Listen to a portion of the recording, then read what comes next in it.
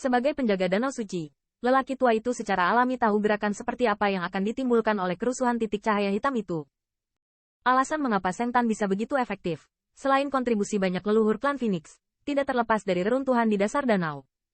Bahkan dalam buku kuno klan Phoenix, tidak ada catatan leluhur klan Phoenix mana yang meninggalkan reruntuhan. Ketika klan Phoenix memantapkan dirinya di sini, ada tanah suci semacam itu. Selama bertahun-tahun, Seng Tan tidak tahu berapa banyak pembangkit tenaga listrik klan Phoenix yang diberi peluang besar, yang juga merupakan jaminan kekuatan klan Phoenix. Apalagi, tingkat senior klan Phoenix seperti orang tua tahu samar-samar. Jika bukan karena titik cahaya hitam di reruntuhan, manfaat klan Phoenix yang dibawa oleh Danau Suci akan semakin besar. Meskipun tindakan Qin Yichen adalah tindakan ramah, menurut pandangan lelaki tua itu, ini terlalu sembrono. Segera setelah 10.000 menyebabkan kerusuhan titik cahaya hitam itu, kolam suci mereka dapat dihancurkan. Dia tidak berani menggunakan danau suci untuk mengambil risiko. Hai, dan tepat ketika lelaki tua itu ingin menghentikan Qin Yichen, dia tiba-tiba menemukan bahwa siluet di dasar kolam telah benar-benar menarik telapak tangannya, dan dengan disipasi energi yang sangat kuat, dalam kegelapan di mana titik cahaya hitam telah lenyap. Ini, bagaimana ini mungkin? Tanda seru. Melihat pemandangan ini, Rao adalah lelaki tua setelah lautan api di atas langit, dan wajahnya juga bergerak. Pada saat ini, perhatian Qin Yichen sepenuhnya tertuju pada reruntuhan, dan dia tidak menyadarinya sama sekali. Tatapan dari langit yang jauh. Untungnya, hal-hal ini telah melalui pembaptisan selama bertahun-tahun. Jika tidak, saya khawatir saya tidak dapat membantu. Setelah memecahkan titik gelap cahaya hitam, Qin Yichen menghela nafas tanpa sadar. Meskipun bintik-bintik cahaya hitam itu tidak dapat memicu gelombang apapun di bawah kekuatan sihir, Qin Yichen samar-samar merasa bahwa tanpa kekuatan sihir yang kuat, bintik hitam kecil apapun memiliki energi yang cukup untuk dengan mudah menghancurkannya. Saat titik-titik hitam di tempat gelap itu menghilang, puing-puing itu menjadi merah, dan kemudian gelombang kuat muncul darinya. Kemudian, tatapan Qin Yichen melirik reruntuhan besar itu. Dalam pandangannya, ada tempat gelap dengan bintik-bintik cahaya hitam, setidaknya lusinan. Ya, terima kasih atas banyak kebaikan dari Phoenix Clan Senior. Sepertinya aku berusaha mati-matian untuk membayarnya kembali kali ini. Melihat pemandangan ini, Qin Yichen tidak bisa menahan diri untuk tidak menggelengkan kepala dan menghela nafas. Meskipun tampaknya sangat mudah untuk memecahkan titik hitam di tempat gelap pertama, hanya Qin Yichen sendiri yang tahu seberapa besar konsumsinya. Lebih penting lagi, dia tidak hanya mengkonsumsi pikiran dan asal sejati, tetapi bahkan kekuatan garis darahnya. Setelah membersihkan area ini, sepertinya agak kering. Setelah istirahat sejenak, Qin Yichen berjalan menuju tempat gelap berikutnya, lalu mengulangi gerakan di tangannya, mengusir titik-titik cahaya hitam itu. Namun, kecepatan Qin Yichen akan sedikit lebih lambat setiap kali dia membersihkan titik cahaya hitam. Ketika dia telah menyelesaikan 4 atau 5 tempat, dia harus duduk dan memulihkan diri.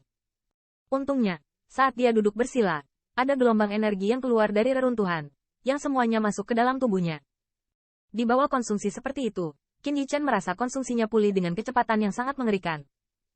Terlebih lagi, ketika kekuatan sihirnya di dalam tubuhnya pulih, dia juga menemukan bahwa energi ini jauh lebih kuat dari sebelumnya. Dengan penemuan seperti itu, Qin Yichen tiba-tiba menghilangkan rasa lelahnya, dan segera menyerap gelombang energi yang mengalir dari tulang. Ketika Qin Yichen berada di dasar kolam suci, memurnikan titik-titik hitam yang dipenuhi dengan nafas jahat, waktu berlalu dengan cepat. Dalam sekejap, pemandangan pada tanggal 3 telah berlalu, dan saat ini, permukaan danau suci berangsur-angsur menjadi tenang, namun siluet di dalamnya masih belum muncul. Situasi ini membuat banyak pembangkit tenaga Phoenix Clan tampak sedikit tidak sabar. Mereka sangat ingin tahu apakah orang yang menyebabkan orang asing yang begitu dinamis dimakamkan. Namun, dengan tergesa-gesa, pembangkit tenaga listrik klan Phoenix ini tidak berani masuk ke kolam suci untuk menyelidiki kebenaran. Jadi mereka hanya bisa saling memandang tanpa daya, dan kemudian menunggu dengan jujur. Nah, apa yang dipikirkan tetua? Apa menurut mereka orang asing bisa tinggal di kedalaman kolam begitu lama? Ini tidak mungkin. Tercatat dalam buku kuno yang belum keluar di kolam suci selama lebih dari 3 hari. Ya, menurutku, pria dari ras asing itu sudah mati, dan kolam suci terus terbuka, dan itu hanya akan membuang energinya dengan sia-sia. Dengan penantian ini, jalur bisikan tidak sabar terdengar dari waktu ke waktu. Dan hampir semua pembangkit tenaga listrik klan Phoenix di gunung telah mengidentifikasi orang asing itu sudah mati. Adapun diskusi mereka, beberapa tetua klan Phoenix di samping Seng Tan tidak menghentikannya. Sebenarnya, mereka berpikir dengan cara yang sama, tetapi karena tidak ada indikasi tentang itu, bahkan jika mereka memiliki hati, mereka tidak dapat mengandalkannya. Kekuatan rakyat mendesak barisan besar untuk menutup kembali kolam suci. Kakak Qin, tidak jauh dari tetua ini, Qin Yan sudah sedikit gelisah.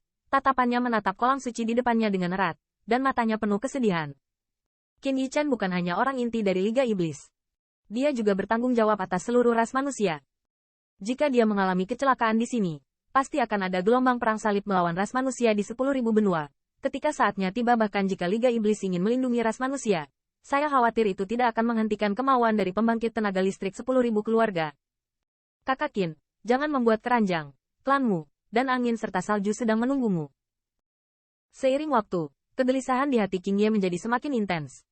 Jika bukan karena tetua klan Phoenix di depannya yang tidak menutup kolam suci, dia akan tergoda untuk kehilangan kendali diri. Lucu, apakah menurutmu pria itu bisa selamat?